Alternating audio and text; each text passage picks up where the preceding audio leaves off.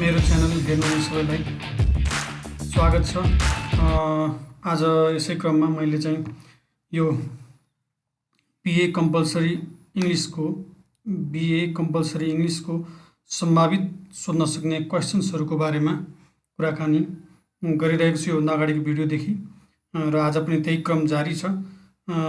यो question number 3 को 15 मार्कको heuristics of reading and writing from pattern of college writing भन्नेबाट चाहिँ 15 मार्कको क्वेसन सोध्न सक्छ। यो चाहिँ ह्युरिस्टिक्स भनेको चाहिँ प्रब्लम सल्भिङ खालको रिडिङ र राइटिङसँग रिलेटेड रहेर प्रब्लम सल्भिङ खालको क्वेसन सोध्न सक्छ। यो एउटा रहेको छ। अर्को भनेको चाहिँ क्वेसन फ्रम भोक्याबुलरी और टर्म्स रिलेटेड टु राइटिङ भनेर चाहिँ जुन 8 नम्बरमा रहेको छ। 3 नम्बर क्वेसन र क्वेसन नम्बर 8, क्वेसन नम्बर 3 र क्वेसन नम्बर 8 मा चाहिँ रहेको क्वेसनबाट यो सोध्न सक्छ। सोध्छ नै भनेर ग्यारेन्टी लिन सकिँदैन, तर सोध्न सक्छ यस्ता कुराहरू यो क्वेसन नम्बर 3 र क्वेसन नम्बर 8 मा खास गरिकन।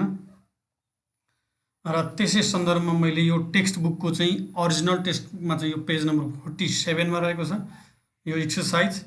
यो थेसिस स्टेटमेन्टसँग राइटिङको टर्मसँग रिलेटेड रहेको छ, अथवा यसलाई ह्युरिस्टिक्स अफ राइटिङ भनेर पनि भन्न सकिन्छ। र यसै सन्दर्भमा म आज कुरा गर्न गइरहेको छु। यो 10 अथवा 15 मार्कको सोध्न सक्छ। त क्वेसन्स रहेको छ, assess the strength and weaknesses of the following as thesis statements. यो भनेको के हो भने तले दिएका थेसिस स्टेटमेन्टहरूमा यिनका कमजोरी पक्ष अथवा चाहिँ यसका चाहिँ बलिया पक्षहरू के हुन सक्छन् भनेर सोधेको छ। अब मैले योभन्दा ठिक अगाडिको भिडियोमा मैले तपाईहरुलाई के भनिसकेको छु भने थेसिस स्टेटमेन्टको बारेमा भनिसकेको छु।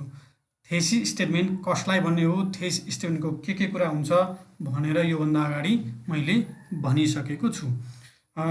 योभन्दा अगाडि मैले भनेको विषयमा के कुरा थियो भन्दाखेरि त थेसिस स्टेटमेन्टमा एउटा कुरा टपिकसँग रिलेटेड सुटेबल टपिकलाई रेस्पोन्स गर्ने खालको के हुनुपर्छ, थेसिस स्टेटमेन्ट हुनुपर्छ। दोस्रो कुरा, थेसिस स्टेटमेन्टले पर्पोज के हो, त्यो एसे लेख्नको पर्पोज के हो त्यसलाई इङ्गित गरेको हुनुपर्छ। तेस्रो कुरा भनेको थेसिस स्टेटमेन्टले त्यो अर्गनाइजेसनलाई रिफ्लेक्ट गरेको हुनुपर्छ। अबको बढी प्याराग्राफहरुमा के कुरा आउँदैछन् भन्ने कुरालाई रिफ्लेक्ट गरेको हुनुपर्छ थेसिस स्टेटमेन्टले।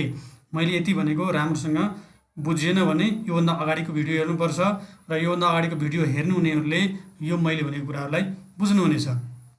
यो अहिलेको जुन कुरा मैले यहाँ भन्न गइरहेको छु त्यो कुरा पनि योभन्दा अगाडिको भिडियोसँग रिलेटेड छ, किनकि थेसिस स्टेटमेन्टलाई अलि राम्रोसँग नबुझ्ने मान्छेले यो कुराहरू राम्रोसँग बुझ्न सक्नुहुन्न होला कि भन्ने लाग्छ, तर त्यस्तो नहुन सक्छ, बुझ्न पनि सकिन्छ। जसो यदि थेसिस स्टेटमेन्टमा my instructor has an attendance policy भनेर भनियो भने त्यो थेसिस स्टेटमेन्ट के ठिक छ भन्ने क्वेसन हुन्छ। अब आन्सर हो यो चाहिँ है, यो क्वेसन भयो 1 नम्बर लेखेको। अब यो जुन बुलेट पोइन्ट दिइराखेको छ त्यो चाहिँ एन्सर लेखेको है। एन्सर के छ भन्दाखेरि त it clearly expresses an idea. यसले क्लियरली आइडिया एक्सप्रेस गरेको छ। थेसिस स्टेटमेन्टमा आइडिया क्लियरली एक्सप्रेस गरेको चाहिन्छ। यसले क्लियरली के भनेको छ भने मेरो इन्स्ट्रक्टरको चाहिँ एटेन्डेन्स पोलिसी छ भनेर भनेको छ। त अर्को कुरा, it focuses on attendance policies weaknesses. यसले यो थेसिस स्टेटमेन्टले यदि यो थेसिस स्टेटमेन्टमा राख्यो भने यसले चाहिँ के भनिरहेछ भन्दाखेरि त एटेन्डेन्स पोलिसीको चाहिँ विकनेसेसहरू छ भन्ने कुरा गरेको छ, लाई इङ्गित गर्दैछ। The purpose of the thesis statement is not clear.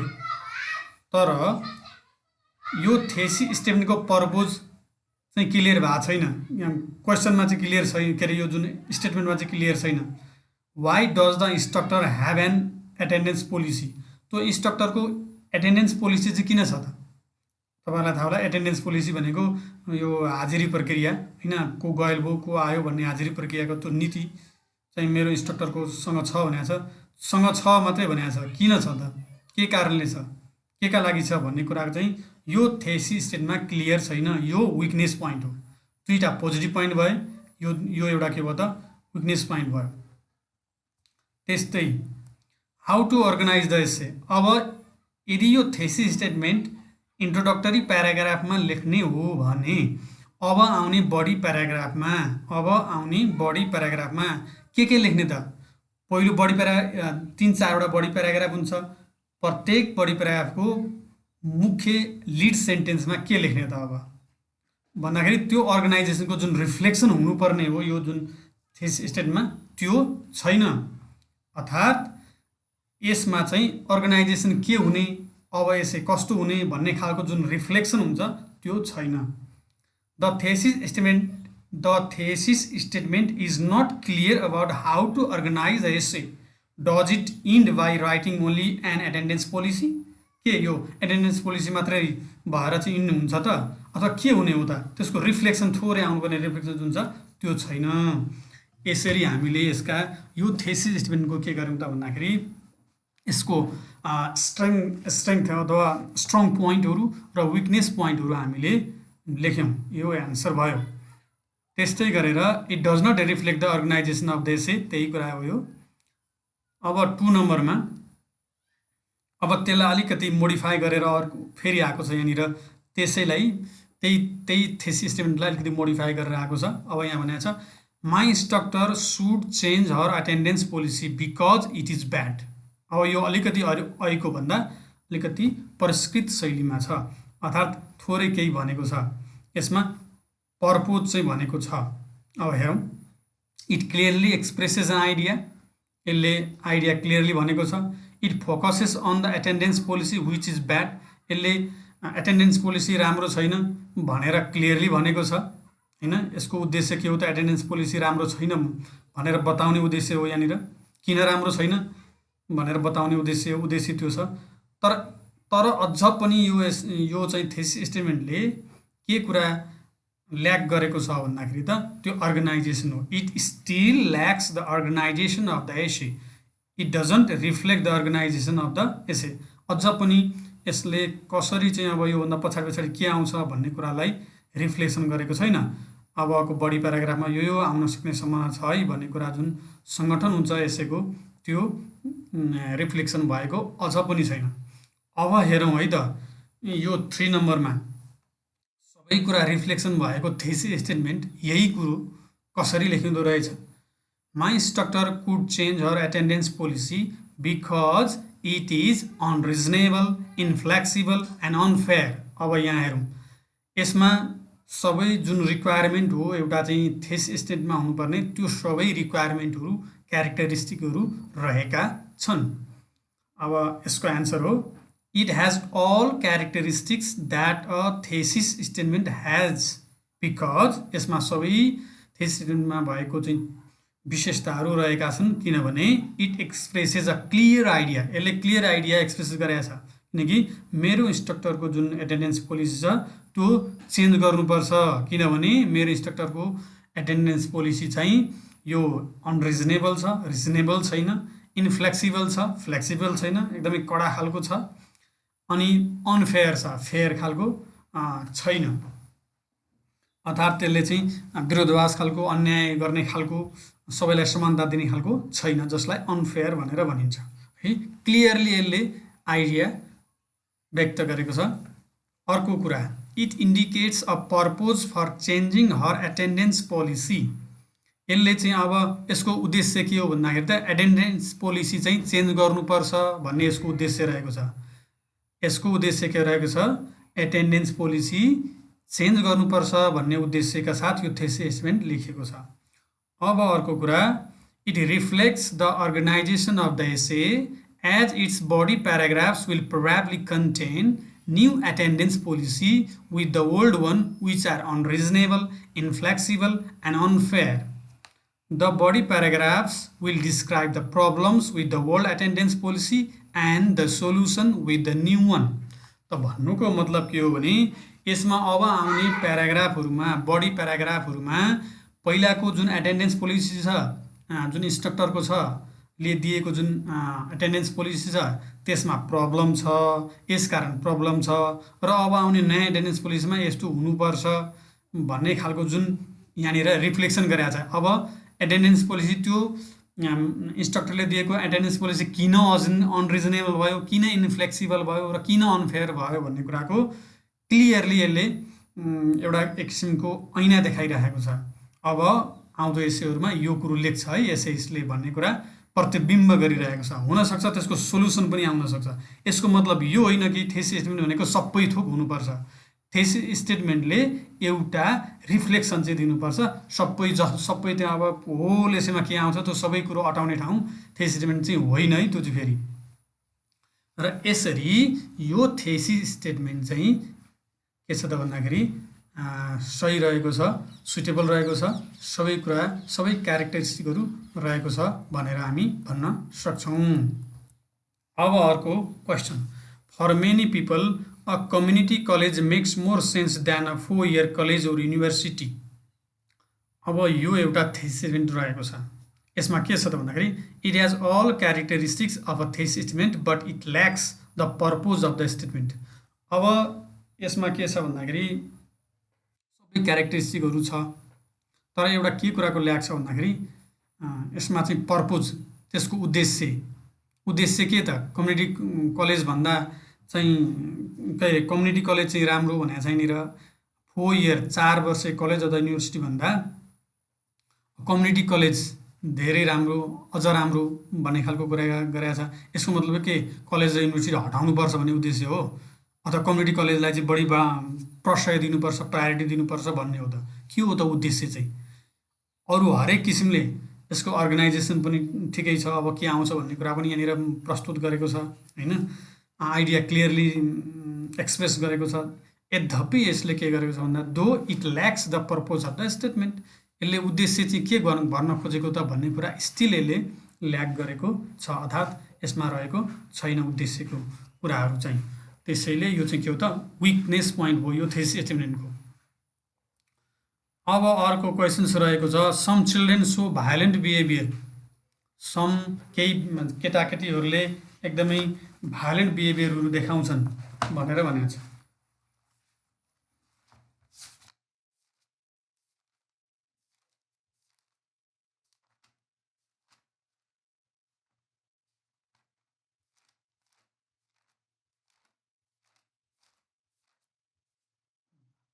Some children show violent behaviour, केही केटाकेटीहरूले चाहिँ अभद्र व्यवहार, हिंसात्मक व्यवहारहरू देखाउँछन् भनेर भनेको छ। अब it lacks the reason of stating the statement होइन, किन यो आयो त, what is the purpose of the statement, this statement होइन, यसको उद्देश्य के हो। भायोलेन्ट बिहेभियर देखाउँछ यो त क्लियरली भनेको त छ हो, केही केटाकेटीहरूले हिंसात्मक व्यवहार देखाउँछ त भनेको छ, तर यो भन्नुको उद्देश्य चाहिँ के हो। It also lacks the organisation of the essay, र यसो भन्नु पछाडि अब आउँदा बढी प्याराग्राफहरूमा के हुँदैछ, भायोलेन्ट बिहेभियरहरू देखाउन खोजेको हो कि त्यसको प्रभाव देखाउन खोजेको हो कि त्यसको सोल्युसन देखाउन खोजेको हो कि त्यसका उदाहरणहरू देखाउन खोजेको हो कि त्यसका बेफाइदाहरू देखाउन खोजेको हो कि भन्ने कुराको अभाव छ। त्यसैले यो राम्रो थेसिस स्टेटमेन्ट होइन, यसको यो कमजोरी हो। अर्को question, violence is a problem in our society. हाम्रो सोसाइटीमा भायोलेन्स एउटा समस्याको रूपमा रहेको छ। क्लियरली भनेको छ यसमा चाहिँ समस्याको रूपमा रहेको छ, तर it is not clear what type of violence it is stating. तर कस्तो प्रकारको हिंसा हो त त्यो कुरा चाहिँ क्लियर छैन। समाजमा हिंसा त छ, तर कस्तो प्रकारको हिंसा त धेरै प्रकारको हुनसक्छ, त्यो क्लियर गरेको छैन। What is the purpose of the statement, अनि यो भन्नुको उद्देश्य के हो त। समाजमा धेरै हिंसा एउटा समस्याको रूपमा रहेको छ, अनि उद्देश्य चाहिँ के हो त, यसको उद्देश्य क्लियर भएको छैन। However it still reflects the organisation of the essay as it will deal problem of violence in our society. तर यद्यपि के छ भन्दाखेरि उद्देश्य क्लियर नभए पनि यसको अर्गनाइजेसन चाहिँ के छ त भन्दाखेरि रिफ्लेक्ट गरेको छ। अब आउँदो प्याराग्राफहरूमा, बढी प्याराग्राफहरूमा समाजमा हिंसा एउटा समस्या रहेको चाहिँ कुराहरू आउँदैछ भन्ने चाहिँ रहेको छ। हिंसा एउटा समस्या हो भन्ने खालको कुरा चाहिँ रहेको छ। यद्यपि त्यो पनि राम्रोसँग क्लियर चाहिँ गरेको छैन। स्टिल त्यसलाई रिफ्लेक्ट चाहिँ गरेको छ भन्न सकिन्छ, तर पर्पोज चाहिँ यसको के छ त क्लियर भएको छैन। अब 7 नम्बरमा conflict resolution courses should be taught to help prevent violence in America's school. Conflict resolution courses, द्वन्द्व समाधान गर्ने कोर्सहरू राख्नुपर्छ। के गर्नलाई भन्दा भायोलेन्स, हिंसा रोक्नको लागि, अमेरिकाको स्कुलहरूमा हिंसा रोक्नको लागि द्वन्द्व समाधानका कोर्सहरू राख्नु पर्दछ भनेर भनेको छ। अब हेरौँ यसको बारेमा। It has all the characteristic of a thesis statement. It clearly expresses a main idea, as a purpose and it reflects the organisation of the essay. यो एउटा राम्रो थेसिस स्टेटमेन्टको उदाहरण हो। यसले क्लियरली आइडिया प्रस्तुत गरेको छ कि यो द्वन्द्व समाधानको कोर्सहरू राख्नुपर्छ भनेर क्लियरली भनेको छ र त्यसले गर्दाखेरि भायोलेन्सलाई प्रिभेन्ट गर्छ पनि भनेको छ। अब आउने एसेमा, अब आउने चाहिँ बढी प्याराग्राफमा द्वन्द्व समाधानका कोर्सहरूले कसरी हिंसा रोक्दछ भन्ने कुरालाई लेख्न खोज्दैछ एसेसले भन्ने कुरा यो थेसिस स्टेटमेन्टले रिफ्लेक्सन गरेको छ। त्यसैले यो सही थेसिस स्टेटमेन्ट हो। अब हेरौँ 8 नम्बरमा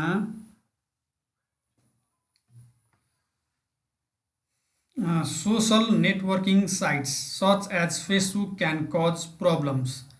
सामाजिक नेटवर्किङ जुन साइट हो फेसबुक जस्तै, इक्जाम्पलको लागि फेसबुक, त्यसले समस्या ल्याएको छ। अब समस्या ल्याएको छ क्लियरली भनेको छ, त्यो त ठिकै हो, तर कस्तो प्रकारको समस्या ल्याएको छ? समस्या मानिलिउँ सामाजिक खालको समस्या, मनोवैज्ञानिक खालको समस्या, आर्थिक समस्या, अथवा कस्तो प्रकारको समस्या हो त्यो कुरो यहाँनिर क्लियर गरेको छैन। Where can the problem cause, अनि समस्या कहाँ छ? विद्यार्थीमा ल्याएको हो कि, अभिभावकमा ल्याएको हो कि, शिक्षकमा ल्याएको हो कि, घर बस्ने महिलामा ल्याएको हो कि, काम गर्ने महिलामा ल्याएको हो कि, जब गर्ने मान्छेमा ल्याएको हो कि, समस्या कहाँ ल्याएको हो फेसबुकले भन्ने कुरा क्लियर छैन। त्यसैले यो यसको कमजोरी रह्यो। अब question number 9, Facebook attracts many college students. फेसबुकले धेरै कलेजका विद्यार्थीहरूलाई आकर्षण गर्दछ। क्लियरली भनेको पनि छ यसले, हैन, आकर्षण गर्छ भनेर पनि भनेको छ है। अब कसरी कसरी आकर्षण गर्छ भन्ने कुरा त्यसको अर्गनाइजेसन पाटोमा होला, तर पनि it still lacks the reason of stating the statement. तर यो दिनको कारण के? फेसबुकले कलेजका विद्यार्थीलाई अट्याक गर्छ। केमा अट्याक गर्छ?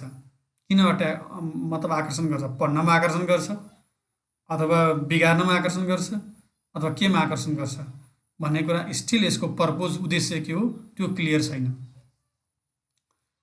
अर्को 10 नम्बरमा college students should be careful of what material they put on their Facebook pages because prospective employers routinely check them. College students should be careful of what material they put on their Facebook pages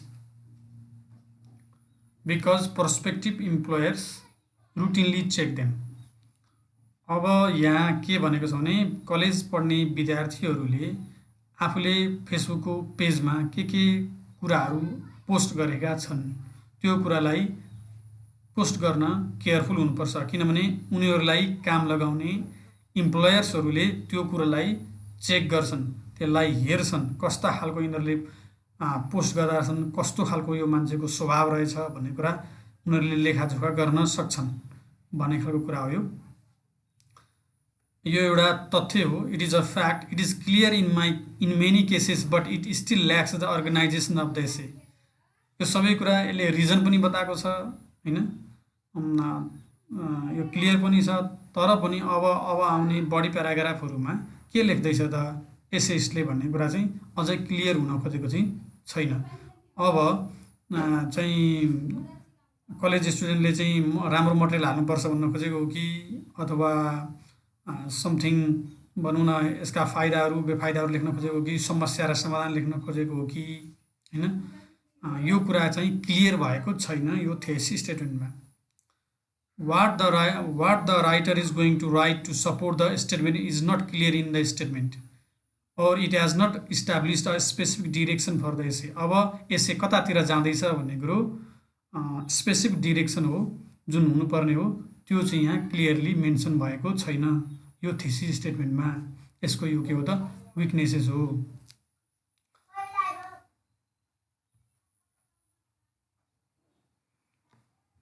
okay, अहिलेलाई यति नै। र यो video सँगसँगै म के भन्न चाहन्छु भने यो भिडियोभन्दा अगाडिको भिडियो योसँग रिलेटेड छ, अब आउने भिडियो पनि योसँग रिलेटेड हुन सक्ने सम्भावना छ। अब मैले हेर्दैछु योसँग रिलेटेड चाहिँ अर्को क्वेसन्स पनि हुनसक्छ। अगाडि र पछाडिको भिडियो पनि हेर्नुहोला भन्ने मैले आग्रह गरेको छु।